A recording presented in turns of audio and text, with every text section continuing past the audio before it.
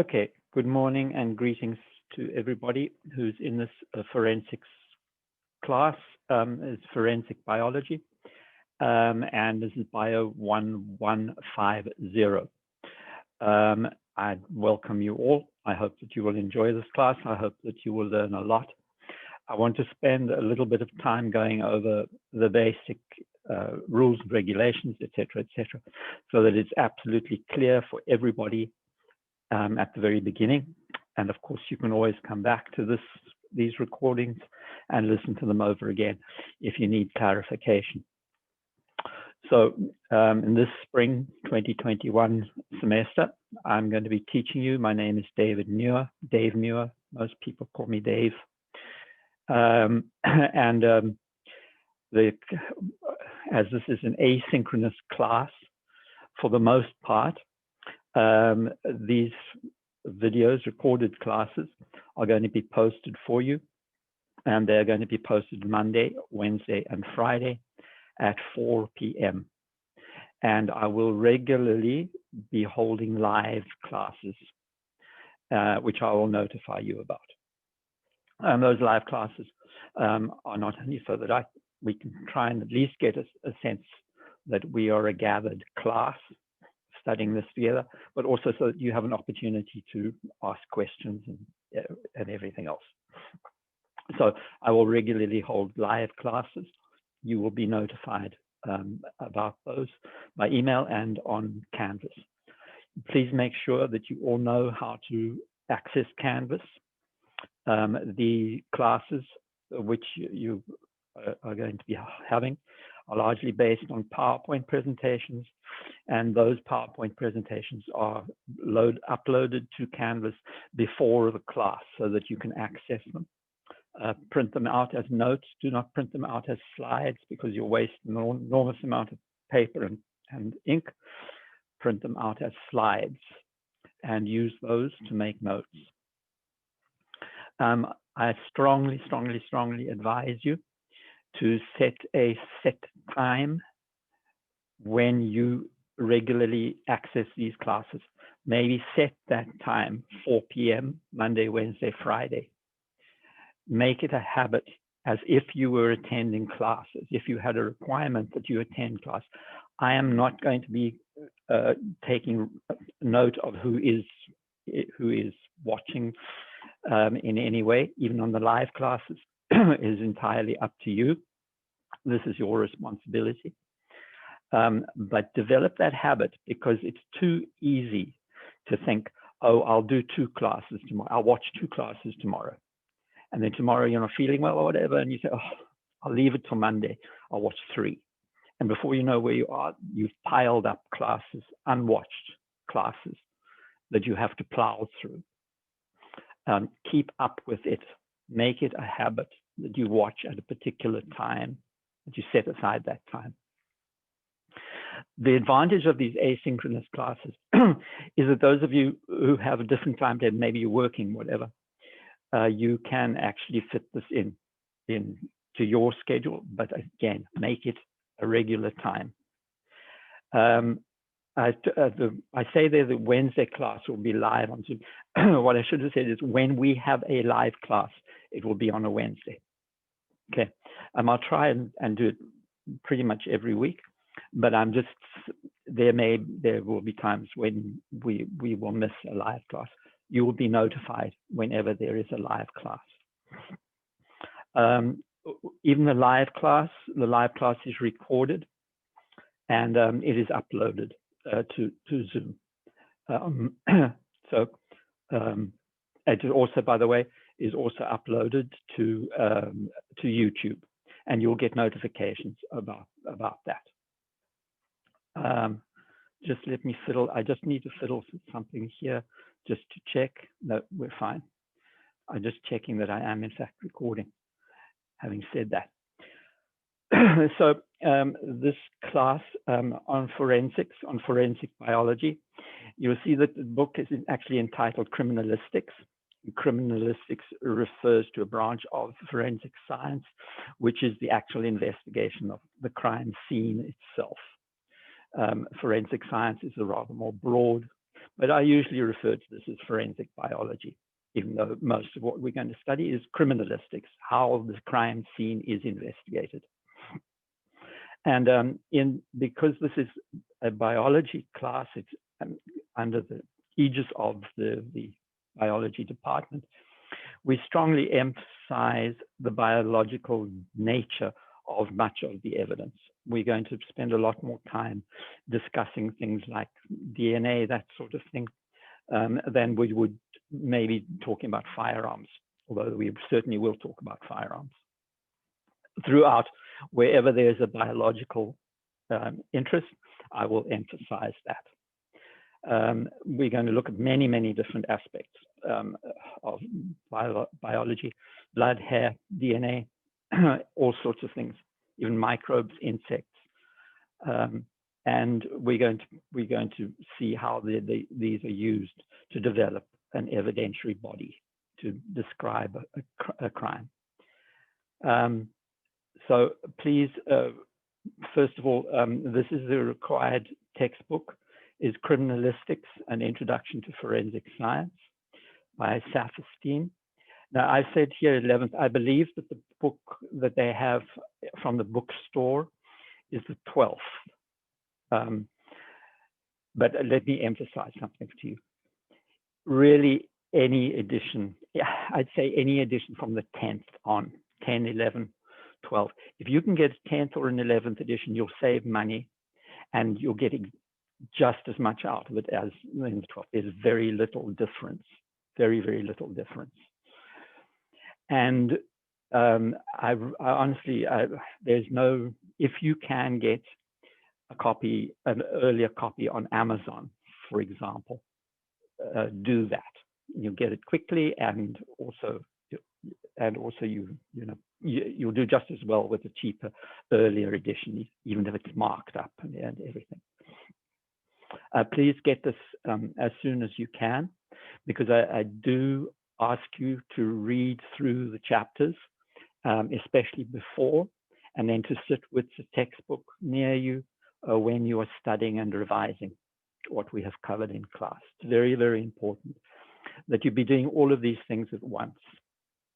First of all, that you be viewing the videos, listening carefully, making notes while you are listening, have your textbook nearby so that especially when you're studying, you can refer to your textbook continuously to amplify what you're hearing. Any class, any lecture is really just a skeleton. We can't cover every aspect. And if you want a full body of knowledge derived from the class, you need to flesh it out by reading the textbook as well.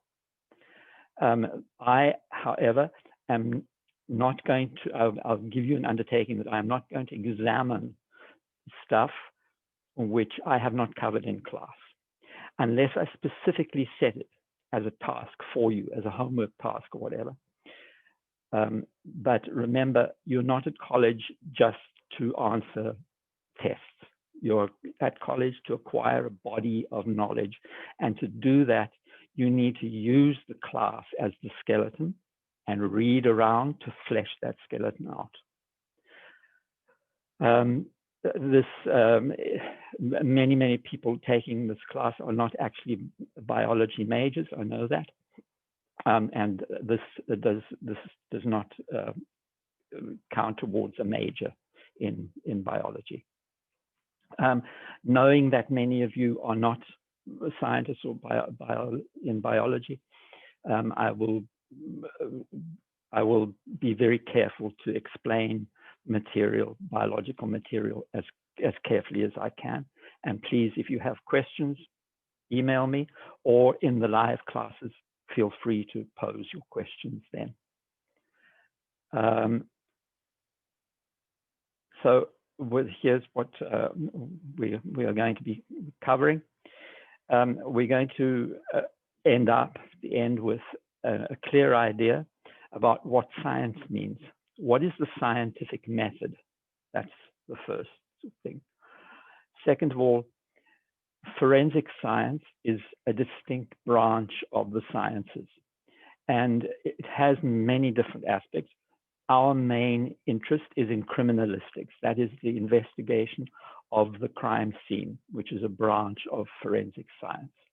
In order to develop a picture of how a crime has taken place, etc., evidence has to be gathered. We'll spend a lot of time talking about how crime scene evidence is gathered and how it's preserved, because it's critically important that it is collected and preserved properly, and that when it is ultimately presented in a court of law, it is incontrovertible that what the court is looking at is evidence from the crime scene or evidence pertaining to the crime that has not come in extraneously or just been introduced by somebody who wants to influence a case. We'll see how that chain of evidence is what it's called, is maintained. We will often see how the different pieces of evidence are put together to solve a crime. We're going to pay particular attention to some important elements of evidence, such as fingerprints, blood spatter. We're going to talk about blood typing. We're going to spend some time talking about DNA, what DNA is, how it's used in solving crimes, and why it has become so critically important. We also spend a bit of time talking about biology and morphology of other kind of biological materials, such as hair, maybe, and fibers as well. We'll talk about illegal drugs, toxins, alcohol, and how important they are in crime. And we will also just very briefly, unfortunately only briefly, because it's a very complex topic, which becomes more complex by the day, we will talk a bit about the forensic investigation of computers and mobile phones, which have become increasingly important in criminalistics. So let's spend a little bit of time talking about what the requirements are. First of all, let me explain about the tests. You are going to have 4 tests during the whole semester. 3, and one of those tests, the lowest grade will be dropped. So the grade will be computed out of 3. Okay, 3 will be held during class time, during the actual teaching semester. The final test, the final one of those tests which can be dropped, is held at the same time as a comprehensive. So your final exam consists of 2 parts. It consists, one part is your last test of the 4. The second half of your final is a cumulative exam and is based on material which you have already been examined on. Each of the class tests during the semester is on material that you have not yet been examined on. Okay, so you look at the calendar and you'll see approximately, I'll explain, which chapters will be examined for each test. Then there is a cumulative test at the very end during a final exam, which is drawn from all of the material which you've already been examined on. The 4 class tests count 60% of the grade. The cumulative half of your final counts 15%. There is a 20% allocation in addition for a term paper. And the term paper has to be based on a real crime which you go and research. So you can base it. You can go through any of the true crime TV shows. For example, Dateline is an excellent one to access. 48 Hours is another. There are various true crime TV shows, which you can use as the basis, but you'll need to do some additional, for a really good grade, you'll need to do some additional research to try and try and amplify what you present. In the report, I would say a report of 4 to 5 pages. I will post the strict requirements for that essay, and that please, I'm just looking at my calendar.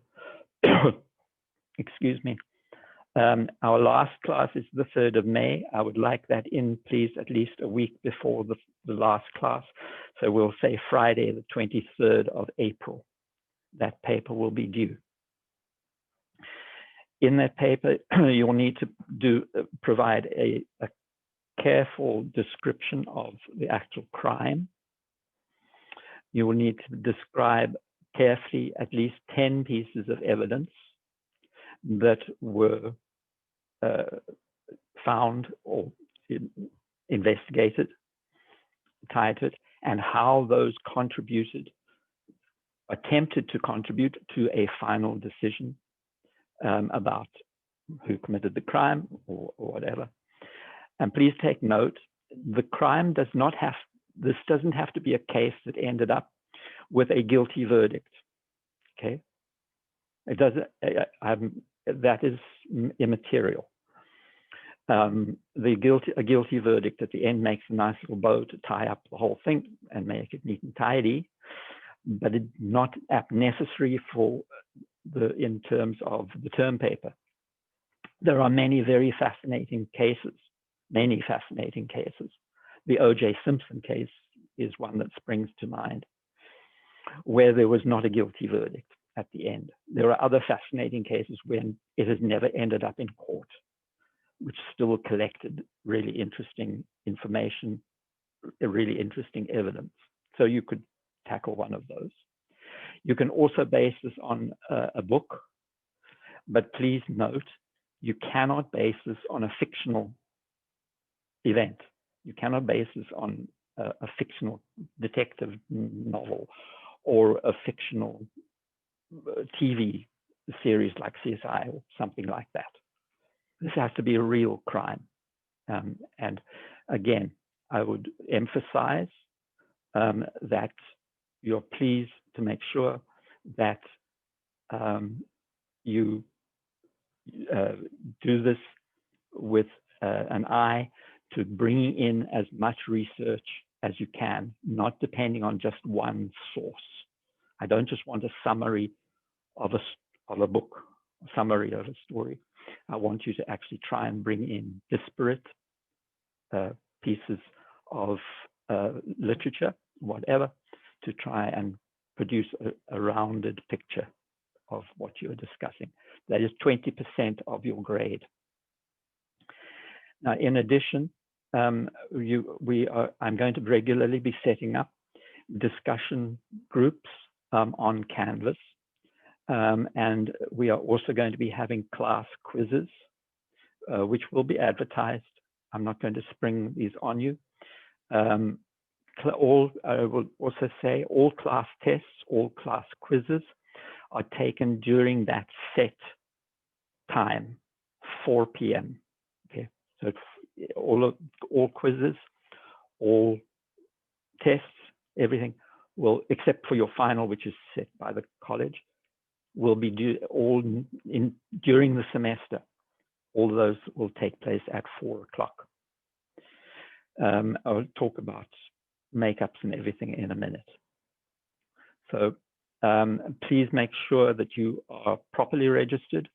Please make sure, especially, that your email address is correct and entered properly, because very frequently I'm going to be sending out bulk emails to everybody in the class. If your email is incorrect, you're not going to get them.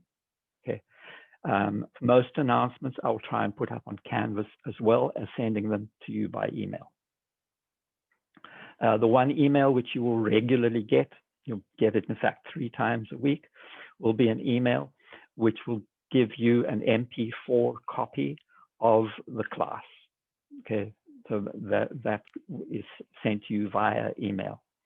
But each class, in addition, is available on YouTube, and that link will be uploaded to Canvas as well as being present in the email. So you can go back to the recorded classes any time that you like. All right. So I wanted to spend some time. I'm sorry, I know that this is boring, but it is really important that the ground rules be established right at the very beginning of the class. And especially with this, with all classes being recorded and with all tests being run online via Canvas, it is very important to note that makeup exams are going to be a rarity. It is very rare that anybody will be given a makeup exam. In addition, one of your tests is dropped, and that means if you ask for makeup and you aren't given a makeup and for whatever reason, that test would be taken as your dropped test. But on that note, let me make something really, really clear. This issue of having one drop test, do not count on that. Do not say to yourself, oh, well, I'm not going to study for this particular test. I'd rather study my maths for my math test. I'll just take this one. Don't do that. Work as hard as you can for every single test. You don't know what's going to happen to that the next test. You blow this test off, one test off, you say, oh, well, I'm not going to I'll just fail it. That will be dropped. The next test, you study really hard, but you still blow it. That happens. That happens. And now you've got 2 bad grades. No. Don't do that. Do not do that. Study as hard as you can for every single test. Do as well as you can for every single test. And then see at the end of the semester how things pan out, which one gets dropped. Do not ever count on dropping one. Makeup exams, if there absolutely has to be a makeup exam, it must be arranged beforehand. I will not accept begging emails that are sent to me after a test to say, oh, I missed the test, or I was ill on that day, can I do a makeup? If you're ill on the day of a makeup, you can't, on the day of a test, and you feel like you cannot do the test, I need to be informed during the day, not a week later, okay? Every single class, I have students who write to me a week after a test and say, oh, I'm sorry, you know, my budgie died, and I was too upset to write the test. Can I please have a makeup? And the answer is no. You take that as your missed test, and if you've already dropped one test, you're going to be in real trouble. Makeups will only be given rarely and for the very best reasons. Sometimes if you, for example, you know that on a particular day you are not going to be able to write that test. Maybe your COVID vaccination is already booked for that day. Write to me well beforehand, and let's see what arrangement we can make. You cannot do a makeup test to get a better grade. You don't like your grade, I'm very sorry. You can't do a makeup to try and improve it. In the case of illness, in the case of funerals and that sort of thing, those must be documented, and I must be presented the doctor's note with a death certificate, copy of a death certificate. Funerals are only an excuse for a makeup if they occur on the day of the test. I'm sorry, but that's the rule. And if there's for an immediate family member, not a distant cousin, I'm afraid, or your mother's best friend. If somebody in your immediate family dies, then that's a tragedy which impacts very heavily on your ability to write an exam, and that's, if it's documented, may be accepted. as an excuse. Same with medical notes, same with medical conditions. It needs to be documented with a doctor's note. I periodically get these letters that say, I'm sorry, I had a family emergency. Family emergency is too vague a term. It covers many an ill, and it is not acceptable. If you have a family emergency, I need to be informed what that emergency was and why it impacted on your ability to write the test, if a makeup is even to be considered. And when I say it's got to be documented, it has to be properly explained, and where possible, documentation has to be produced to show that there really was a family emergency. Simply telling me that there was a family emergency is not good enough. I need to be told, it needs to be explained to me why, what the nature of that emergency was and why it impacted on your ability to write the test. Every piece of information remains confidential. I don't communicate it with anybody. Please do not write to me and say, well, our family is going away on holiday and this was arranged before the semester started.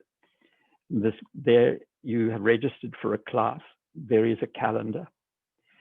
Look through that calendar and realize that you have made an obligation to the class, to performing everything that the class requires. And I'm afraid that things like previously arranged holidays do not count as an excuse for makeup exams or for being excused from tests or anything like that. When you do get a makeup, I'll make clear to you exactly what the requirements are, and usually it is taken as soon as possible and within a week. You don't get makeups further than a week out from the test. There's no way to acquire, I always get these things, that's towards the end of the semester, people writing to me and saying, I have to get a B, please can I get some extra credit? You can't get extra credit that is not offered to everybody else in the class. It's totally unfair. There will be extra credit opportunities throughout the semester. Extra credit is always just added on to your total. I compute your whole grade, and then I look, did you do any extra credit and what did you get? How well did you do? The extra credit exercises, that gets added to your final total. But each extra credit is offered to the whole class. That's the only fair way to do it. You need to look very, very carefully at this class and decide how important is this class? What grade do I need for this class? And then work to ensure that you get better than that grade. Okay, what is the minimum? What's the minimum that I need from this class? And then work to get much better than that minimum. That is your responsibility. It is not my responsibility to see to it that you get a grade. If you need a minimum of a B in this class, it is your responsibility to get a B. It's not my responsibility to give you a B. I work on mathematics. I look at all the grades that you have accumulated during the semester, and I add them together, and I end up with a grade. I end up with a total which determines your grade. And the grade is not something that I award because I feel like you deserve something. It is something which is strictly computed. That's the only fair way to do it, to ensure that everybody is treated equally. So please don't write to me a week before the end of semester and say, I know I haven't done well in this class, but I have to get a B. Now, beginning of a semester, now is the time to realize what you will need at the end of the semester. End of semester is far too late to suddenly say, I have to have a B when you've done C or D work throughout the semester. Unfortunately, I have to tell you, every single semester I have that issue with 2, 3 students in a class. They suddenly realize if they don't get a V, they're not going to be able to do X, Y, Z. It's too late. And it's not my responsibility, unfortunately, to see to it that you get the grade that you want. It's certainly my responsibility to teach you, but it's not my responsibility to simply decide, well, they sound like they're nice people, so I'll give them the grade they want. There will be regular quizzes that contributes to that 5%. There's no makeup for quizzes at all. You either do them or you don't do them. The issue of cheating. Cheating is particularly easy when we are doing working in an online system. There is little that I can do about it. It is entirely up to you. It is your sense of integrity, your sense of honesty, and your desire to know what you are really worth. And what you are worth, your real worth, is the knowledge, the workable knowledge, the working knowledge that you acquire in this class. If you cheat, you haven't acquired working knowledge. And whatever grade you have is worthless. It's just a mark on a piece of paper. That's all it is. If you have worked for that grade, and you've worked honestly, you've answered your tests and everything honestly, what you see on the paper reflects your integrity. Even a bad grade acquired honestly is a far better grade than an A acquired by cheating. A C or a D acquired honestly is worth any amount more than an A which was gained by simply cheating. There's little else that I can say about it. This is not an ideal teaching situation, these online systems. There are many advantages to it, but this is one of the disadvantages I have little way of controlling, and I'm utterly dependent upon your sense of honesty, your sense of integrity, not to cheat. I will also tell you that tests and exams are designed with that in mind. The nature of the questions you will see, is slightly different. And very often questions are asked which examine can you, not just do you know a set of facts, but can you actually put those facts together?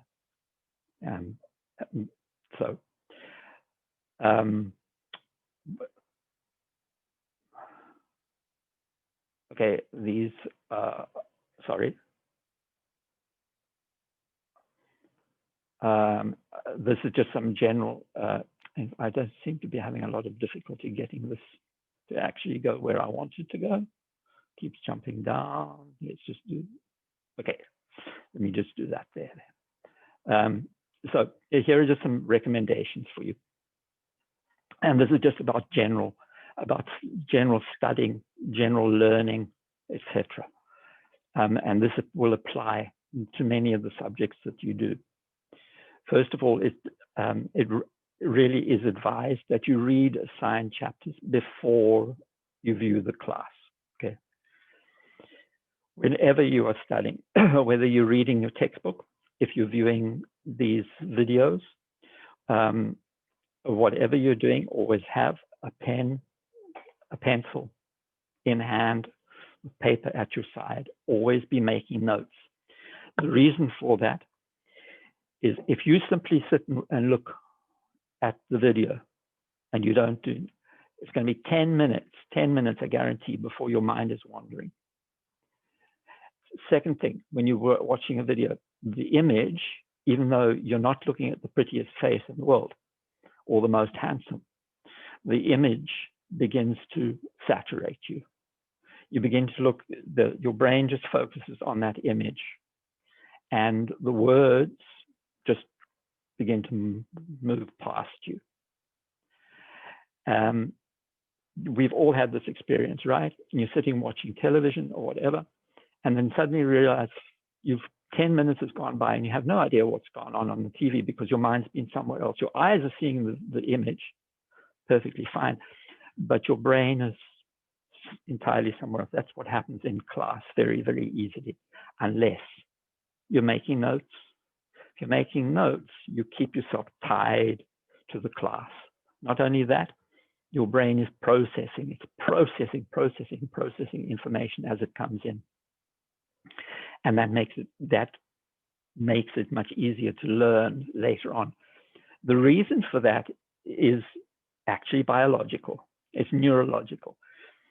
Your brain makes a decision at some point.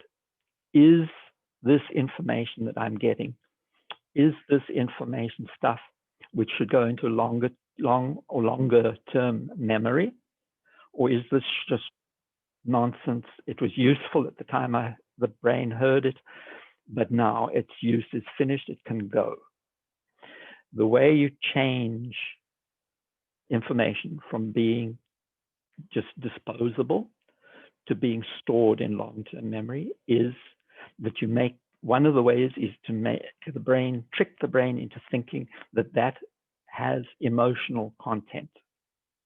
One of the ways you can do that is by repeating it. If the brain hears the same information over and over and over again, even if you are bored by that piece of information, if the brain hears it over and over and over again, the brain begins to think, wait a minute, this must be important. There must be something here which has emotional impact, emotional content. I should put this into long-term storage. There's a specific part of your brain which makes that decision called the hippocampus. And if the hippocampus is alerted to the fact that a piece of information is important, it starts to shunt it into long-term storage. One of the ways of tricking the hippocampus into doing that is by repeating information over and over again. The more you repeat stuff, the better you will remember it for a long time.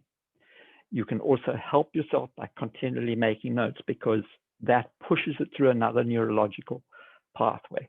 Now the brain is getting this information from 2 or more sources, in actual fact, when you read and write.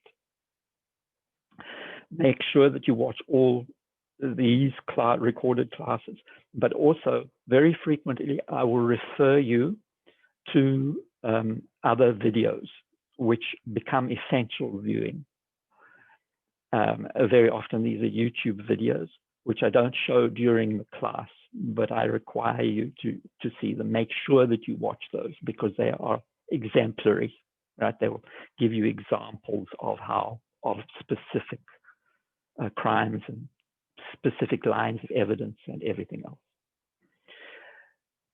Do a revision of what has been covered in class as soon as you can after that class is finished.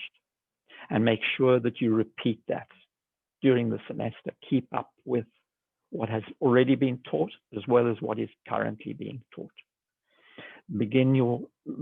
For each test, begin your revision early. Do not leave it till the night before. If you leave it till the night before, it goes into the shortest possible term memory storage, and it's just a useless exercise, because most of it's just going to disappear, not going to be available for use. Instead, if you do several times in the weeks leading up to a test and in the days leading up to test, you will retain that information much better, and you'll understand it better as well. Some of this stuff is going to be challenging to understand. Please, the term paper. Now, the term paper counts a lot. It's an easy way. It's an easy way to acquire some really good grade points. And as I say, you increase your chances of doing a really good grade if you bring in several different sources that contribute to your term paper.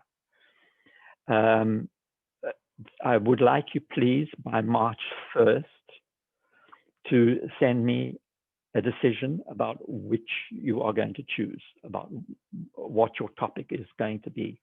And with a brief overview, you don't have to do it in detail, just a brief overview, which particular crime or whatever you are going to choose, and what it is about that strikes you as being interesting.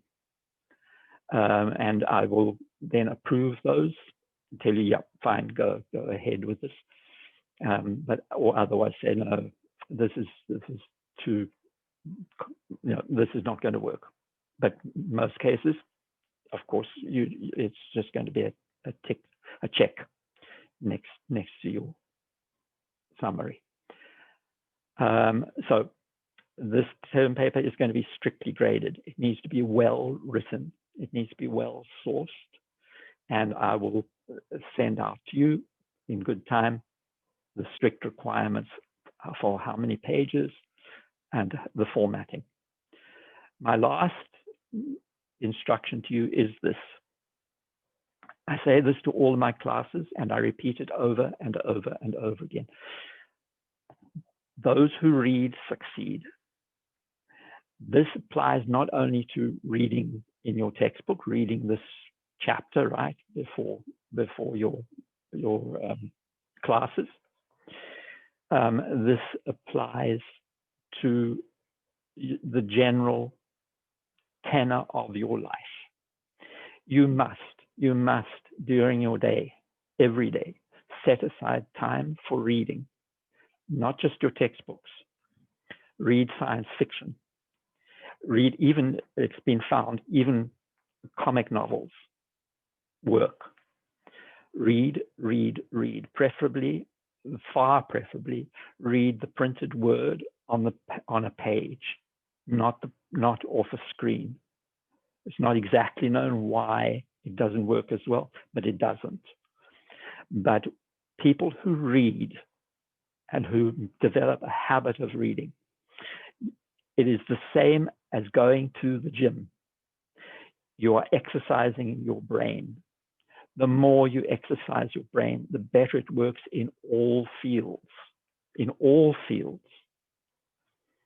And those who read genuinely do succeed. It has been shown over and over again, people who read, their intellectual capacity is increased, their overall sense of happiness, their ability to relate, all sorts of aspects of life are improved if we read.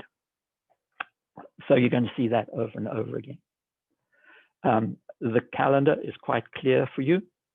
And the calendar, please go through it. Make sure especially that you see when is it that these tests are going to be. Now, I will tell you this is a tentative calendar. You'll see that it does change because, some classes, need more time, other classes need less, and shifts around a little bit. But nonetheless, that at least gives you the topics that we are going to cover. Each of these tests will only be on material which you have covered in class. If we're running behind, for example, I'm not going to examine you on stuff I haven't taught yet. Take note of where the holidays are and the important dates that will arise during the semester. As I tell you, for example, I give you some extra credit. I say it has to be in by such and such a date. It has to be in by that date. Otherwise, you're not going to be graded. So I hope that this clarifies for you exactly what is expected from you during this class. And our next class tomorrow, we will be discussing chapter 1. Please make sure that you read it, that you have some at least basic understanding of what we're going to be covering. And with that, I'll say goodbye for you for the moment.